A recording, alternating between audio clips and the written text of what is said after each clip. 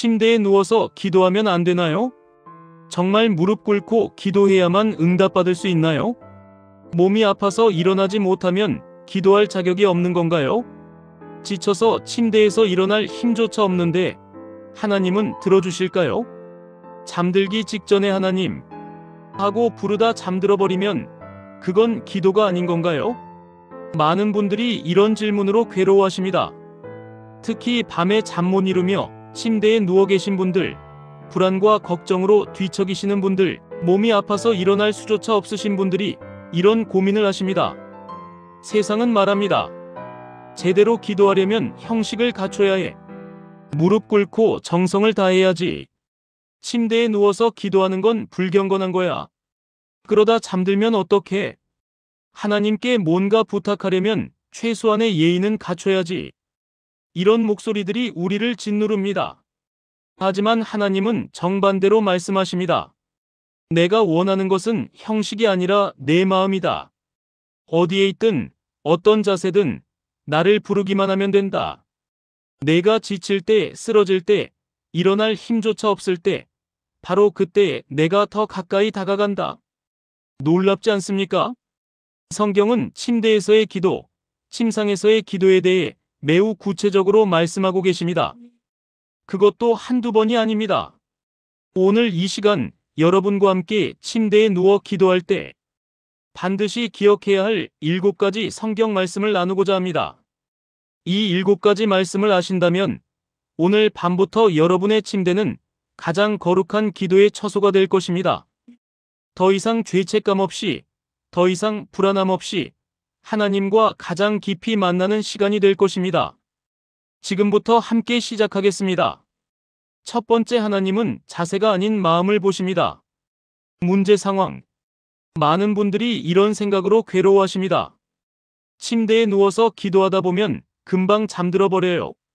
그러면 하나님께 신뢰가 되는 것 같아요.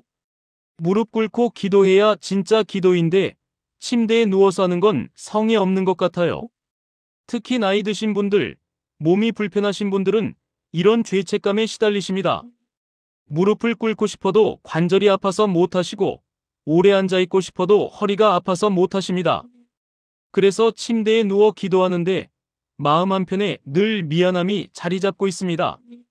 이런 경험 있으시지요? 성경 구절. 하지만 하나님은 이렇게 말씀하십니다.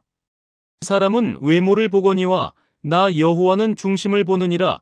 사무엘상 16장 7절. 구절 해석 및 배경. 이 말씀은 하나님께서 사무엘 선지자를 통해 다윗을 선택하실 때 하신 말씀입니다. 당시 사무엘은 다윗의 형들을 보며 이 사람이 왕감이구나라고 생각했습니다. 키도 크고 외모도 훌륭했기 때문입니다. 하지만 하나님은 거절하셨습니다. 왜냐하면 하나님은 겉모습이 아니라 중심, 즉 마음을 보시기 때문입니다. 이 원리는 기도에도 똑같이 적용됩니다. 하나님은 우리가 어떤 자세로 기도하는지, 어디서 기도하는지를 보시는 것이 아닙니다. 우리의 마음이 진실한지, 우리가 정말 하나님을 찾고 있는지를 보십니다. 무릎을 꿇었어도 마음이 교만하면 하나님은 듣지 않으십니다. 반대로 침대에 누워 있어도 마음이 겸손하고 간절하면 하나님은 귀를 기울이십니다. 현실 적용 방법. 그렇다면 우리는 어떻게 해야 할까요? 침대에 누워 기도할 때 자세에 대한 죄책감을 내려놓으십시오. 대신 이렇게 기도하십시오. 하나님, 제 몸은 지쳐 있지만 제 마음은 주님을 향합니다. 제가 일어날 힘은 없지만 주님을 부를 힘은 있습니다. 제 자세는 초라하지만 제 마음만큼은 진실합니다. 이렇게 고백하며 기도하십시오. 하나님은 여러분의 진실한 마음을 보시고 반드시 응답하십니다. 구체적 사례. 서울 강동구에 사시는 박영숙 권사님 68세의 이야기를 나누겠습니다. 박 권사님은 무릎 관절염으로 10년째 고생하고 계셨습니다. 새벽 기도에 나가고 싶어도 무릎을 꿇을 수가 없었습니다. 그래서 집에서 침대에 누워 기도하셨는데 늘 마음 한편이 무거웠습니다. 다른 분들은 새벽 기도에서 무릎 꿇고 기도하는데 나는 침대에 누워서 이런 생각이 들 때마다 눈물이 났습니다. 어느 날 새벽 4시에 잠에서 깨셨습니다. 무릎이 너무 아팠습니다. 일어날 엄두도 나지 않았습니다. 그런데 그날따라 기도하고 싶은 마음이 간절했습니다. 침대에 그대로 누운 채 눈물로 기도하기 시작했습니다. 하나님, 저는 일어날 수가 없습니다. 무릎을 꿇을 수도 없습니다. 하지만 주님을 간절히 찾습니다. 제 마음을 받아주세요. 그렇게 30분을 기도했습니다. 그런데 놀라운 일이 일어났습니다. 기도가 끝나고 나니 평안이 임했습니다. 무릎은 여전히 아팠지만 마음은 이상하게 평안했습니다. 그날 이후 박 권사님은 매일 새벽 침대에서 기도하기 시작했습니다. 죄책감 없이 담대하게 진실한 마음으로 3개월이 지났을 때 놀라운 변화가 있었습니다. 무릎 통증이 80% 감소했습니다.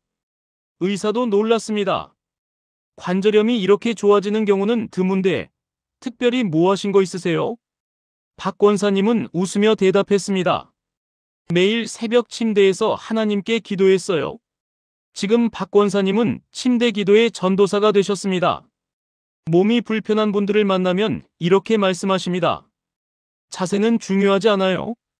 하나님은 우리 마음을 보세요. 기도문. 사랑하는 여러분, 지금 저와 함께 이렇게 기도해 보시겠습니까? 하나님 아버지, 제가 어떤 자세로 기도하든 제 마음을 보아주시는 주님께 감사드립니다. 저는 지금 주님 앞에 진실한 마음으로 나아갑니다. 제 외모가 아니라 제 중심을 보시는 주님, 제 마음을 받아주소서. 침대에 누워 있어도 일어날 힘이 없어도 주님께 나아갈 수 있음을 믿습니다.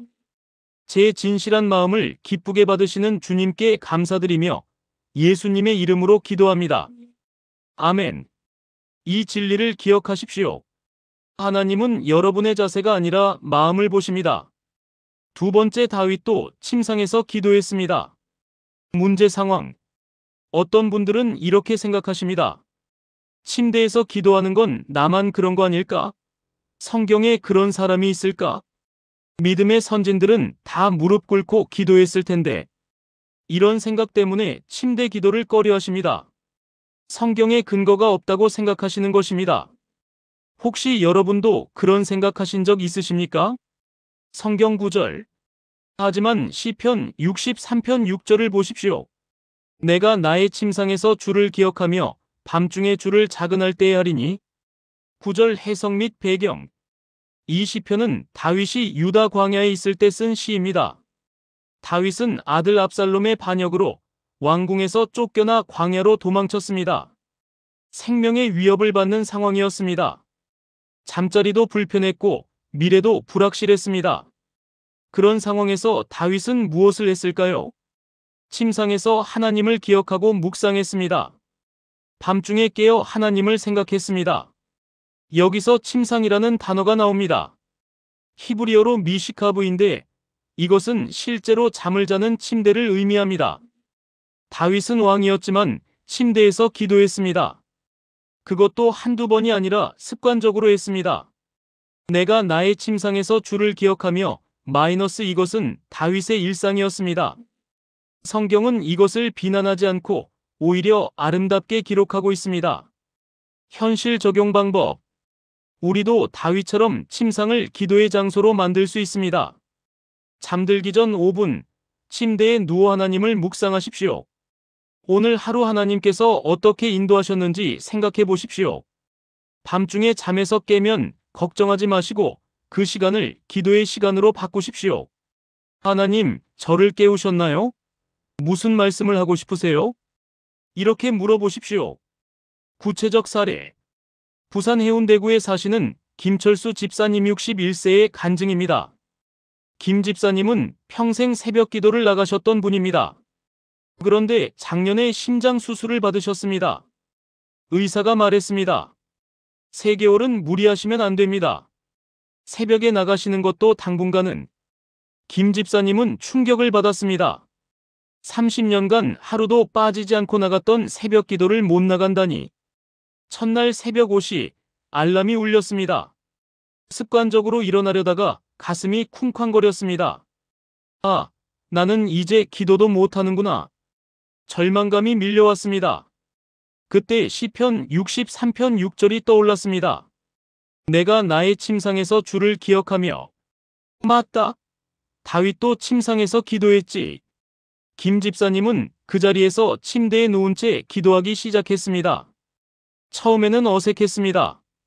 30년간 무릎 꿇고 기도했는데 누워서 하니 이상했습니다.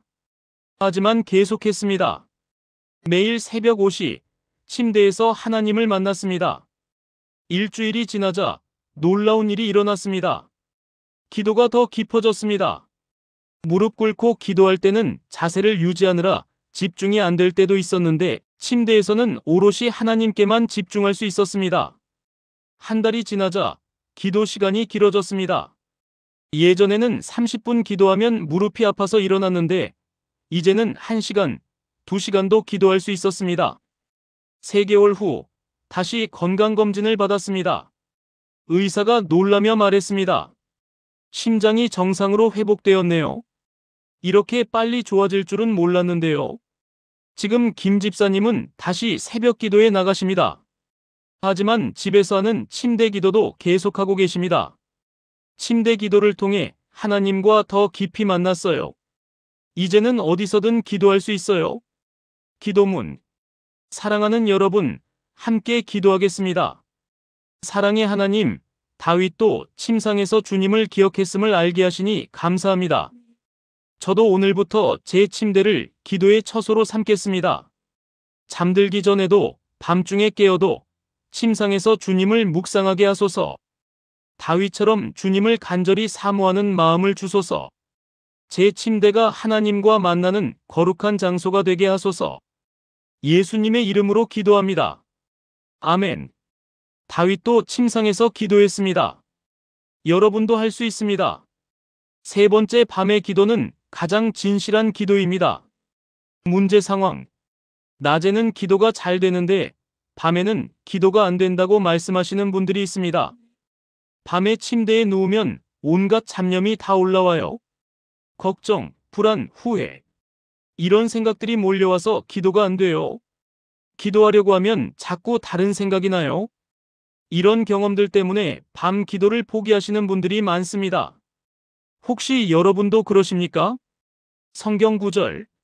하지만 시편 42편 8절을 보십시오. 낮에는 여호와께서 그의 인자하심을 베푸시고 밤에는 그의 찬송이 내게 있어 생명의 하나님께 기도하리로다. 구절 해석 및 배경. 이 시편은 고라 자손이 쓴 시입니다. 고라 자손은 성전에서 찬양하는 레위인들이었습니다. 그들은 낮에는 성전에서 하나님을 찬양했고 밤에는 개인적으로 기도했습니다. 여기서 중요한 것은 낮과 밤을 구분하고 있다는 점입니다.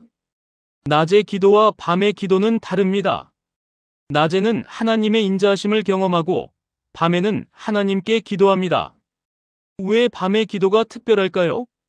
밤은 모든 것이 멈추는 시간입니다. 낮의 소음이 사라지고 사람들의 시선도 사라집니다. 오직 나와 하나님만 남습니다. 바로 그 시간에 우리는 가장 진실한 모습으로 하나님 앞에 나아갈 수 있습니다. 낮에는 보여주기 위한 기도를 할 수도 있지만 밤에는 그럴 필요가 없습니다. 어둠 속에서 침대에 누워 오직 하나님만을 향해 기도하는 것. 이것이 가장 진실한 기도입니다. 현실 적용 방법. 밤에 침대에 누워 잡념이 올라올 때 그것을 기도 제목으로 바꾸십시오. 걱정이 올라오면 하나님, 이 걱정을 맡깁니다. 기도하십시오. 후회가 올라오면 하나님, 용서해 주세요. 고백하십시오. 불안이 올라오면 하나님, 평안을 주세요. 간구하십시오. 잡념을 억누르려 하지 마시고 그것을 기도의 재료로 사용하십시오. 그것이 바로 진실한 밤 기도입니다.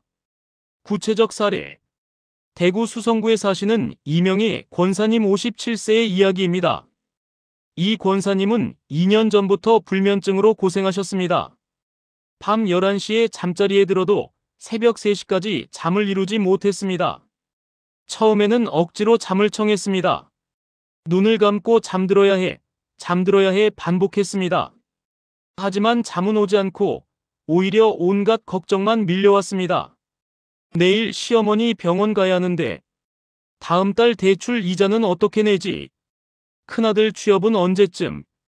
이런 생각들이 꼬리에 꼬리를 물고 이어졌습니다. 그러다 지쳐서 새벽 4시쯤 잠들고 아침 7시에 일어나면 온몸이 천근만근이었습니다. 어느 날 밤 또 잠이 오지 않았습니다.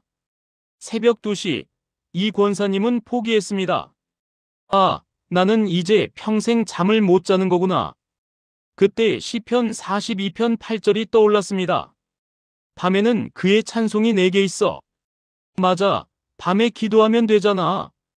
이 권사님은 침대에 누운 채 기도하기 시작했습니다. 하나님, 잠이 안 와요? 그래서 기도합니다. 그리고 밤새 떠올랐던 모든 걱정을 하나씩 기도 제목으로 올렸습니다. 시어머니 건강을 위해 기도했습니다. 대출 문제를 위해 기도했습니다.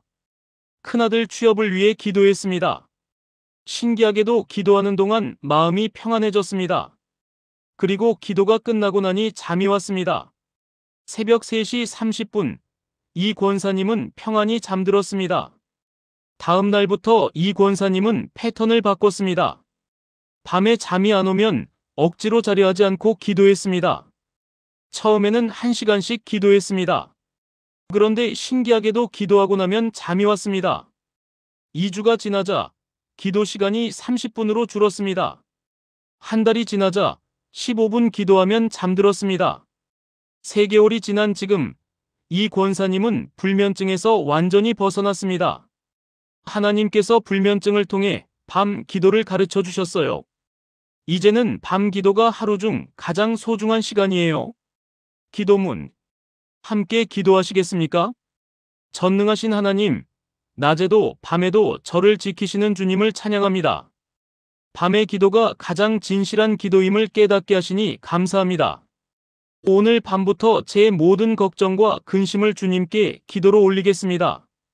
어둠 속에서도 주님은 저와 함께 계심을 믿습니다. 밤의 기도를 통해 더 깊이 주님을 만나게 하소서. 예수님의 이름으로 기도합니다. 아멘. 밤의 기도는 가장 진실합니다. 오늘 밤부터 시작하십시오. 네 번째, 지친 영혼의 기도를 하나님은 더 귀하게 여기십니다. 문제 상황. 많은 분들이 이런 말씀을 하십니다. 요즘 너무 지쳐서 기도할 힘도 없어요. 기도하고 싶은데 무슨 말을 해야 할지도 모르겠어요. 하나님 하고 부르다가 그냥 잠들어 버려요. 그리고 이렇게 생각하십니다. 이런 기도는 기도도 아니겠지. 하나님이 들으실까? 혹시 여러분도 그런 경험 있으십니까? 너무 지쳐서 제대로 된 기도문도 만들지 못하고 그냥 하나님 하고 부르다 잠드신 적 있으시지요? 성경 구절. 하지만 마태복음 11장 28절에서 예수님은 이렇게 말씀하십니다. 수고하고 무거운 짐진 자들아, 다 내게로 오라. 내가 너희를 쉬게 하리라. 구절 해석 및 배경. 이 말씀은 예수님께서 갈릴리에서 사역하실 때 하신 말씀입니다. 당시 사람들은 율법의 무거운 짐에 짓눌려 있었습니다. 바리새인들은 수백 가지의 규칙을 만들어 사람들을 올감했습니다. 사람들은 지쳐 있었습니다. 영적으로도 육체적으로도 정신적으로도 탈진 상태였습니다. 바로 그 사람들에게 예수님은 오라고 말씀하셨습니다. 여기서 중요한 것은 수고하고 무거운 짐진 자들이라는 표현입니다. 예수님은 건강하고 힘센 사람을 부르신 것이 아닙니다. 지치고 힘들고 무거운 짐에 짓눌린 사람을 부르셨습니다. 그리고 다 내게로 오라고 하셨습니다. 일어나라, 무릎 꿇으라, 정성을 다하라 하지 않으셨습니다. 그냥 오라고 하셨습니다. 어떤 자세든 어떤 상태든 그냥 오기만 하면 된다는 것입니다. 심지어 침대에 누워서 일어날 힘도 없이 하나님 하고 부르기만 해도 된다는 것입니다. 현실 적용 방법. 오늘 밤 침대에 누워 너무 지쳐서 기도할 힘이 없으시다면 그냥 하나님 하고 부르십시오. 긴 기도문이 필요 없습니다. 하나님, 저 너무 힘들어요. 하나님 도와주세요. 하나님, 저 여기 있어요. 이것만으로도 충분합니다. 하나님은 여러분의 짧은 부르짖음을 듣고 계십니다. 오히려 지친 영혼의 기도를 더 귀하게 여기십니다. 구체적 사례. 인천 남동구에 사시는 최순자 집사님 73세의 간증을 나누겠습니다. 최 집사님은 작년에 남편을 잃으셨습니다. 50년을 함께 사신 남편이었습니다.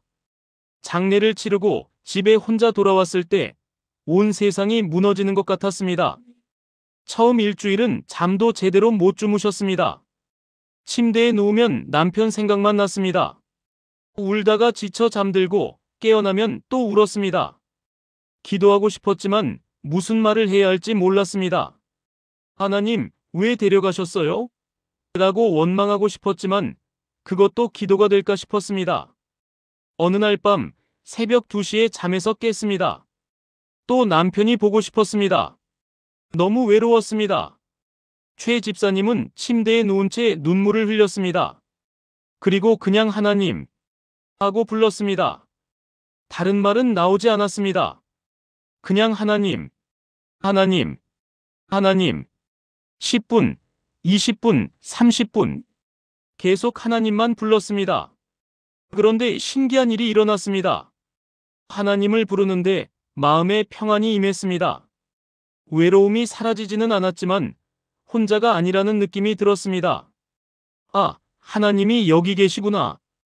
그날 이후 최 집사님은 매일 밤 침대에서 하나님을 불렀습니다. 길게 기도하지 못했습니다. 그냥 하나님, 저 여기 있어요. 외로워요. 보고 싶어요. 이것만 반복했습니다. 한 달이 지나자 조금씩 변화가 왔습니다. 여전히 슬펐지만 하루하루 살 수 있는 힘이 생겼습니다. 2달이 지나자 감사가 나오기 시작했습니다. 하나님, 50년을 함께 살게 해주셔서 감사해요. 3달이 지나자 기도가 길어졌습니다.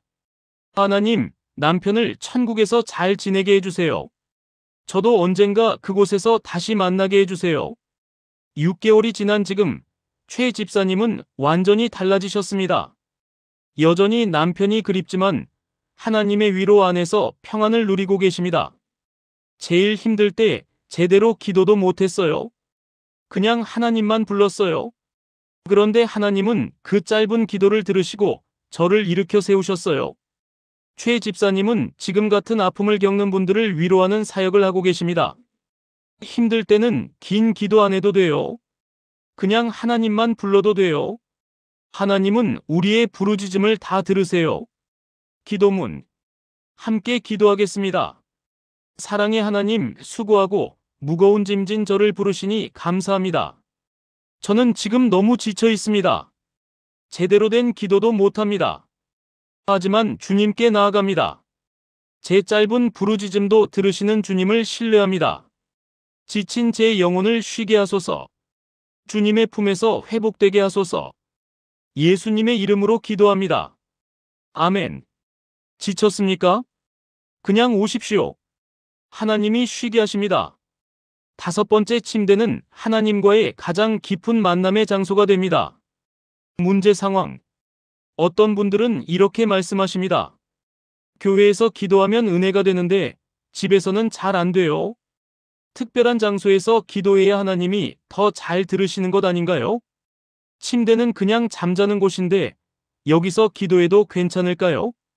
이런 생각들이 우리를 제한합니다. 혹시 여러분도 장소 때문에 기도를 망설이신 적 있으십니까? 성경 구절. 하지만 요한복음 4장 23-24절에서 예수님은 이렇게 말씀하십니다. 아버지께 참되게 예배하는 자들은 영과 진리로 예배할 때가 오나니 곧 이때라. 아버지께서는 자기에게 이렇게 예배하는 자들을 찾으시느니라. 하나님은 영이시니 예배하는 자가 영과 진리로 예배할지니라. 구절 해석 및 배경. 이 말씀은 예수님께서 사마리아 여인과 대화하실 때 하신 말씀입니다. 당시 사마리아인들과 유대인들은 예배 장소 문제로 논쟁했습니다. 사마리아인들은 그리심산에서 예배해야 한다고 주장했고 유대인들은 예루살렘 성전에서 예배해야 한다고 주장했습니다. 그때 예수님은 혁명적인 말씀을 하셨습니다. 장소가 중요한 것이 아니라 영과 진리가 중요하다. 하나님은 특정 장소에 계시는 것이 아닙니다. 하나님은 영이시기 때문에 어디에나 계십니다. 그러므로 우리가 어디서 기도하든 영과 진리로 예배하면 하나님은 받으십니다. 교회에서 기도하든, 산에서 기도하든, 골방에서 기도하든, 침대에서 기도하든 상관없습니다. 중요한 것은 영과 진리입니다. 진심으로 하나님을 향한 마음으로 기도하는 것입니다. 오히려 침대는 우리가 가장 솔직해질 수 있는 장소입니다. 아무도 보지 않고 아무도 듣지 않는 곳에서 가면을 벗고 하나님 앞에 나아갈 수 있는 곳입니다. 현실 적용 방법. 오늘부터 여러분의 침대를 성전으로 생각하십시오. 잠자리에 들기 전 이렇게 선포하십시오. 이 침대는 하나님과 만나는 거룩한 장소입니다. 그리고 매일 밤 침대에서 하나님과 깊이 교제하십시오. 낮에 있었던 일을 하나님께 고백하고 하나님의 음성을 듣는 시간을 가지십시오. 침대가 단순한 잠자리가 아니라 하나님과의 만남의 처소가 될 것입니다. 구체적 사례. 광주 북구에 사시는 정미영 권사님 52세의 이야기입니다. 정 권사님은 15년간 새벽 기도를 나가셨던 분입니다. 그런데 3년 전 교통사고를 당하셨습니다. 다리를 크게 다쳐서 6개월간 침대에만 누워 계셔야 했습니다. 처음 한 달은 절망적이었습니다. 하나님, 왜 이런 일이 저에게? 새벽 기도도 못 나가고 주일 예배도 못 나가고 침대에만 누워 있으니 답답했습니다. 어느 날 목사님이 신방을 오셨습니다. 정 권사님은 울면서 말씀드렸습니다. 목사님, 저는 이제 기도도 못해요. 교회도 못 가고. 그때 목사님이 말씀하셨습니다. 권사님, 이 침대를 성전으로 만드세요. 여기서 하나님을 만나세요. 그 말씀이 마음에 꽂혔습니다. 침대를 성전으로. 그날 저녁부터 정 권사님은 침대를 성전으로 여기기 시작했습니다. 매일 아침 5시 침대에서 일어나지는 못하지만 눈을 뜨고 기도했습니다. 하나님, 이 침대를 주님의 성전으로 드립니다. 여기서 주님을 만나겠습니다. 신기하게도 기도가 깊어졌습니다. 교회에서 기도할 때보다 더 깊은 기도가 되었습니다. 왜냐하면 다른 사람의 시선이 없었기 때문입니다. 정말 솔직하게 진심으로 하나님께 나아갈 수 있었습니다. 한 달이 지나자 침대가 정말 성전처럼 느껴졌습니다. 침대에 누우면 하나님의 임재가 느껴졌습니다. 2달이 지나자 기도 시간이 길어졌습니다. 아침 1시간, 저녁 1시간, 침대에서 하나님과 깊이 교제했습니다. 3달이 지나자 놀라운 일이 일어났습니다. 다리가 빠르게 회복되기 시작했습니다. 의사도 놀랐습니다. 이렇게 빨리 회복되는 경우는 드문데요. 6개월 후 정 권사님은 완전히 회복되어 다시 교회에 나가셨습니다. 하지만 침대 기도는 계속하고 계십니다. 침대에서 하나님을 만나는 시간이 하루 중 가장 소중해요. 교통사고는 힘들었지만 그를 통해 침대 기도를 배웠어요. 이제는 어디서든 하나님을 만날 수 있어요. 지금 정 권사님은 병원에 입원한 성도들을 신방하며 침대 기도를 가르치고 계십니다. 병상도 성전이 될 수 있어요. 침대도 하나님을 만나는 거룩한 곳이 될 수 있어요. 기도문. 함께 기도하시겠습니까? 전능하신 하나님, 어디서든 예배할 수 있음을 가르쳐 주셔서 감사합니다. 오늘부터 제 침대를 주님의 성전으로 드립니다. 이곳에서 주님을 만나고 주님과 깊이 교제하겠습니다. 영과 진리로 예배하는 자를 찾으시는 주님, 제가 그런 예배자가 되게 하소서. 제 침대가 주님의 임재로 가득한 거룩한 장소가 되게 하소서. 예수님의 이름으로 기도합니다. 아멘. 여러분의 침대를 성전으로 만드십시오. 하나님이 그곳에서 만나주실 것입니다. 6번째, 잠들기 전 기도는 천사들의 보호를 받습니다. 문제 상황. 많은 분들이 밤에 두려움을 느끼십니다. 혼자 자는 게 무서워요. 밤에 이상한 꿈을 꿔요. 새벽에 자꾸 깨어나요. 밤만 되면 불안해요. 특히 홀로 사시는 분들, 나이 드신 분들은 밤이 두렵다고 말씀하십니다. 혹시 여러분도 그러십니까? 밤이 되면 불안하고 두려우십니까? 성경 구절. 하지만 시편 91편 11-12절은 이렇게 약속합니다. 그가 너를 위하여 그의 천사들을 명령하사 내 모든 길에서 너를 지키게 하심이라. 그들이 그들의 손으로 너를 붙들어 내 발이 돌에 부딪히지 아니하게 하리로다. 구절 해석 및 배경. 시편 91편은 보호의 시편으로 불립니다. 이 시편은 하나님의 보호하심을 노래하는 시입니다. 특히 11-12절은 천사들의 보호에 대해 말씀하고 있습니다. 그가 너를 위하여 그의 천사들을 명령하사 하나님께서 직접 천사들에게 명령하십니다. 내 모든 길에서 너를 지키게 하심이라. 모든 길, 즉 낮에도 밤에도 깨어있을 때도 잠들 때도 지킨다는 것입니다. 그들이 그들의 손으로 너를 붙들어 천사들이 직접 우리를 붙들고 보호한다는 것입니다.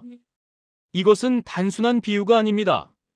실제로 하나님은 천사들을 보내어 우리를 지키십니다. 특히 우리가 잠들 때, 가장 무방비 상태일 때 천사들이 우리를 보호합니다.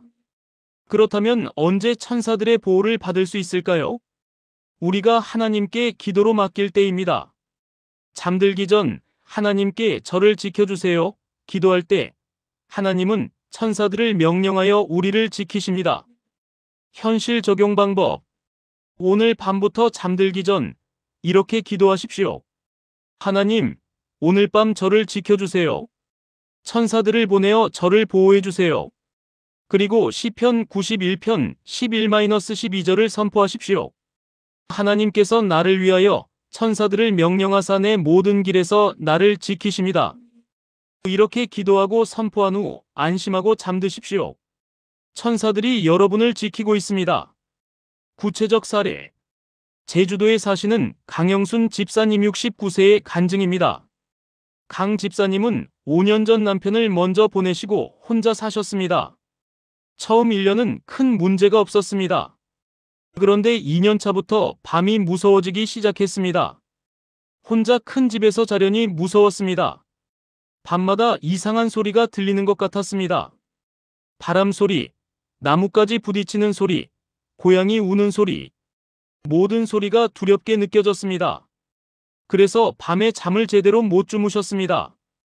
불을 환하게 켜놓고 TV를 켜놓고 그래도 무서워서 잠을 못 이루셨습니다. 어느 날 딸이 전화를 했습니다. 엄마, 요즘 안색이 안 좋으시던데 괜찮으세요? 강 집사님은 솔직하게 말씀드렸습니다. 밤에 혼자 자는 게 무서워서 잠을 못 자. 딸이 말했습니다. 엄마, 잠들기 전에 시편 91편을 읽고 주무세요. 천사들이 지켜주신대요. 그날 밤, 강 집사님은 침대에 누워 시편 91편을 읽었습니다. 특히 11-12절을 반복해서 읽었습니다. 그가 너를 위하여 그의 천사들을 명령하사. 그리고 기도했습니다. 하나님, 저를 지켜주세요. 천사들을 보내주세요. 저 혼자가 아니게 해주세요. 그날 밤 놀라운 일이 일어났습니다. 평안이 임했습니다. 여전히 바람 소리는 들렸지만 더 이상 무섭지 않았습니다. 천사들이 지키고 계시구나. 그렇게 생각하니 안심이 되었습니다. 그날 밤 강 집사님은 5년 만에 처음으로 깊이 주무셨습니다. 다음 날 아침 일어나니 몸이 가벼웠습니다. 정말 천사들이 지켜주셨구나. 그날 이후 강 집사님은 매일 밤 시편 91편을 읽고 잠드셨습니다. 그리고 더 이상 밤을 두려워하지 않으셨습니다. 한 달 후 신기한 경험을 하셨습니다. 새벽 3시에 잠에서 깼는데 방 안이 따뜻했습니다. 누군가 곁에 있는 것 같은 느낌이 들었습니다. 두렵지 않고 오히려 평안했습니다. 천사가 정말 곁에 있구나. 강 집사님은 눈물을 흘렸습니다. 감사의 눈물이었습니다. 지금 강 집사님은 혼자 사시지만 외롭지 않으십니다. 밤에도 천사들이 함께 있어요. 혼자가 아니에요. 하나님께서 보호하세요. 강 집사님은 같은 처지에 홀로 사시는 분들에게 시편 91편을 나눠드리고 계십니다. 잠들기 전에 이 시편을 읽고 주무세요. 천사들이 지켜주실 거예요. 기도문. 함께 기도하시겠습니까? 사랑의 하나님, 천사들을 보내어 저를 지키시는 주님께 감사드립니다. 오늘 밤부터 저는 천사들의 보호를 믿고 의지합니다. 제 모든 길에서 저를 지키시고 손으로 붙들어 주소서. 밤의 두려움에서 저를 자유케 하시고 평안히 잠들게 하소서. 잠들 때도 깨어날 때도 주님의 보호하심을 경험하게 하소서. 천사들이 저를 지키고 있음을 믿습니다. 예수님의 이름으로 기도합니다. 아멘. 천사들이 여러분을 지키고 있습니다. 안심하고 잠드십시오. 7번째 새벽에 깨어드리는 침상 기도는 하루를 여는 열쇠입니다. 문제 상황. 많은 분들이 이런 경험을 하십니다. 새벽에 자꾸 깨어나요. 그러면 다시 잠들지 못해요. 새벽 3시, 4시에 깨면 온갖 걱정이 다 올라와요. 새벽에 깨는 게 너무 괴로워요. 그래서 수면제를 드시는 분들도 계십니다. 어떻게든 아침까지 깨지 않고 자고 싶어요. 혹시 여러분도 새벽에 깨는 것을 문제라고 생각하고 계십니까? 성경 구절. 하지만 시편 5편 3절은 이렇게 말씀합니다. 여호와여, 아침에 주께서 나의 소리를 들으시리니 아침에 내가 주께 기도하고 바라리이다. 구절 해석 및 배경. 이 시편은 다윗이 쓴 아침 기도의 시편입니다. 다윗은 왕이었지만 매일 아침 일찍 일어나 하나님께 기도했습니다. 아침에 주께서 나의 소리를 들으시리니 다윗은 확신했습니다. 아침에 드리는 기도를 하나님께서 들으신다는 것을. 아침에 내가 주께 기도하고 바라리이다. 다윗은 아침 기도를 습관으로 삼았습니다. 여기서 아침이라는 단어가 2번 반복됩니다. 이것은 아침 기도의 중요성을 강조하는 것입니다. 왜 아침 기도가 중요할까요? 아침은 하루의 시작입니다. 아침에 무엇을 생각하고 무엇을 기도하느냐에 따라 하루가 달라집니다. 아침에 하나님을 만나면 하루 종일 하나님의 인도하심을 경험할 수 있습니다. 그런데 많은 분들이 새벽에 깨는 것을 문제로 생각하십니다. 하지만 성경적 관점에서 보면 새벽에 깨는 것은 문제가 아니라 축복입니다. 하나님께서 여러분을 깨우신 것일 수 있습니다. 지금 나와 대화하자고 부르시는 것일 수 있습니다. 현실 적용 방법. 오늘부터 새벽에 깨면 짜증내지 마시고 이렇게 생각하십시오. 하나님께서 나를 깨우셨구나. 기도하라고 부르시는구나. 그리고 침대에 누운 채 기도하십시오. 하나님, 저를 깨우셨나요? 무슨 말씀을 하고 싶으세요? 그리고 하루를 위해 기도하십시오. 오늘 만날 사람들을 위해, 오늘 할 일을 위해, 오늘 하루의 보호를 위해. 그렇게 기도하고 나면 다시 평안히 잠들 수도 있고 그대로 하루를 시작할 수도 있습니다. 어느 쪽이든 축복입니다. 구체적 사례. 울산 남구에 사시는 박철호 장로님 65세의 간증을 나누겠습니다. 박 장로님은 3년 전부터 새벽 3시마다 깨기 시작했습니다. 처음에는 병원에 가셨습니다. 제가 자꾸 새벽에 깨요. 불면증인가요? 의사는 수면제를 처방했습니다. 이걸 드시면 아침까지 주무실 수 있을 거예요. 하지만 박 장로님은 수면제를 먹고 싶지 않았습니다. 그래서 그냥 참고 지내셨습니다. 매일 새벽 3시에 깨고 다시 잠들려고 노력하고 그러다 5시쯤 되면 포기하고 일어났습니다. 그렇게 6개월을 보냈습니다. 점점 지쳐갔습니다. 어느 날 새벽 또 3시에 깼습니다. 아, 또 깼네. 짜증이 났습니다. 그런데 갑자기 시편 5편 3절이 떠올랐습니다. 여호와여, 아침에 주께서 나의 소리를 들으시리니. 이건 아침 기도 시편인데. 박 장로님은 번쩍 정신이 들었습니다. 혹시 하나님께서 나를 깨우신 건가? 그날부터 박 장로님은 새벽에 깨는 것을 다르게 받아들였습니다. 새벽 3시에 깨면 하나님, 저를 부르셨나요? 기도했습니다. 그리고 침대에 누워 하루를 위해 기도하기 시작했습니다. 가족을 위해, 교회를 위해, 사업을 위해, 나라를 위해 30분, 때로는 1시간씩 기도했습니다. 신기하게도 기도하고 나면 다시 잠이 왔습니다. 그리고 아침에 일어나면 몸이 가벼웠습니다. 한 달이 지나자 놀라운 변화가 일어났습니다. 하루가 달라졌습니다. 새벽에 기도하고 시작한 날은 하루 종일 일이 잘 풀렸습니다. 어려운 일도 해결되고 좋은 만남도 생기고 사업도 잘 되었습니다. 아, 하나님께서 정말 나를 깨우신 거구나. 2달이 지나자 새벽에 깨는 것이 기대되기 시작했습니다. 오늘은 무슨 기도를 하게 하실까? 3달이 지나자 새벽 3시는 박 장로님의 가장 소중한 시간이 되었습니다. 아무도 방해하지 않는 시간, 오직 하나님과 둘만의 시간. 1년이 지난 지금 박 장로님은 여전히 새벽 3시에 깨십니다. 하지만 이제는 감사합니다. 하나님께서 선물로 주신 시간이에요. 이 시간에 기도하면 하루가 달라져요. 박 장로님의 사업도 크게 성장했습니다. 가족 관계도 좋아졌습니다. 교회 사역도 활발해졌습니다. 새벽에 깨는 것이 문제가 아니라 축복이었어요. 하나님께서 저를 부르신 거예요. 지금 박 장로님은 불면증으로 고생하는 분들에게 이렇게 말씀하십니다. 새벽에 깨면 기도하세요. 하나님이 부르시는 거예요. 그 시간이 여러분 인생을 바꿀 거예요. 기도문. 마지막으로 함께 기도하겠습니다. 전능하신 하나님, 아침마다 저의 소리를 들으시는 주님을 찬양합니다. 새벽에 저를 깨우시는 것이 축복임을 깨닫게 하시니 감사합니다. 오늘부터 새벽에 깨면 주님을 만나는 시간으로 삼겠습니다. 아침 기도로 하루를 시작하게 하시고 주님의 인도하심을 경험하게 하소서. 새벽 기도가 제 하루를 여는 열쇠가 되게 하소서. 매일 아침 주님과 만나는 은혜를 누리게 하소서. 예수님의 이름으로 기도합니다. 아멘. 새벽에 깨십니까? 하나님이 부르시는 것입니다. 기도하십시오. 하루가 달라질 것입니다. 통합 기도문. 사랑하는 여러분, 지금까지 나눈 7가지 말씀을 하나의 기도로 드리겠습니다. 함께 기도하시겠습니까? 전능하신 하나님 아버지, 오늘 이 시간 침대에서의 기도에 대한 놀라운 진리를 깨닫게 하시니 감사드립니다.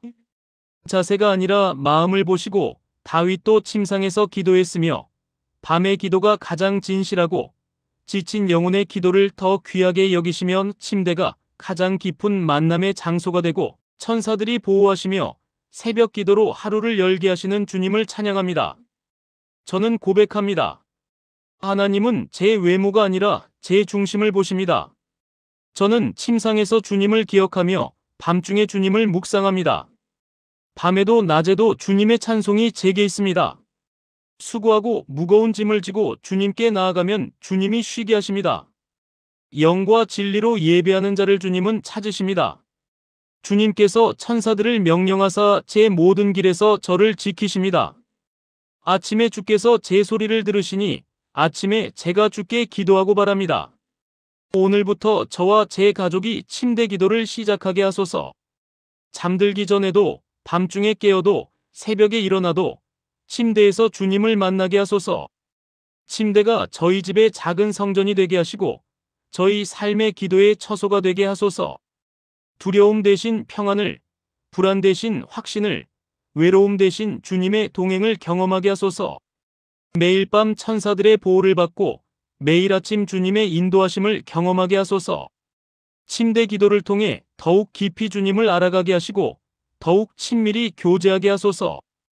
이 모든 것이 주님의 약속이심을 믿고 신뢰하며 의지합니다. 살아계신 예수 그리스도의 이름으로 기도합니다. 아멘. 마무리. 사랑하는 여러분, 지금까지 침대에 누워 기도할 때 반드시 기억해야 할 7가지 성경 말씀을 나누었습니다. 다시 한번 정리하겠습니다. 첫째, 하나님은 자세가 아닌 마음을 보십니다. 둘째, 다윗도 침상에서 기도했습니다. 셋째, 밤의 기도는 가장 진실한 기도입니다. 넷째, 지친 영혼의 기도를 하나님은 더 귀하게 여기십니다. 다섯째, 침대는 하나님과의 가장 깊은 만남의 장소가 됩니다. 여섯째, 잠들기 전 기도는 천사들의 보호를 받습니다. 일곱째, 새벽에 깨어드리는 침상 기도는 하루를 여는 열쇠입니다. 이 7가지를 기억하십시오. 더 이상 침대에서 기도하는 것에 대해 죄책감을 느끼지 마십시오. 더 이상 무릎을 꿇지 못해서 기도할 자격이 없다고 생각하지 마십시오. 하나님은 여러분이 어디에 있든 어떤 자세든 진실한 마음으로 부르기만 하면 들으십니다. 오늘 밤부터 여러분의 침대를 기도의 처소로 만드십시오. 잠들기 전 5분 하나님께 하루를 맡기고 기도하십시오. 밤중에 깨면 그것을 하나님과의 만남의 시간으로 바꾸십시오. 새벽에 깨면 하나님께서 부르신 것으로 받아들이고 기도하십시오. 그렇게 하시면 여러분의 침대는 가장 거룩한 기도의 처소가 될 것입니다. 여러분의 밤은 가장 평안한 시간이 될 것입니다. 여러분의 하루는 하나님의 인도하심으로 가득할 것입니다. 이 영상이 도움이 되셨다면 좋아요를 눌러주시고 댓글로 여러분의 침대 기도 간증을 나눠주세요. 구독과 알림 설정도 부탁드립니다. 여러분의 가족과 친구들에게도 이 영상을 나눠주십시오. 특히 밤에 잠 못 이루시는 분들, 불안과 두려움으로 고생하시는 분들에게 큰 위로가 될 것입니다. 하나님께서 오늘 밤 여러분의 침대를 방문하시고 여러분과 깊이 만나주시기를 기도합니다. 평안한 밤 되시고 은혜로운 새벽 맞이하시기를 축복합니다. 사랑합니다.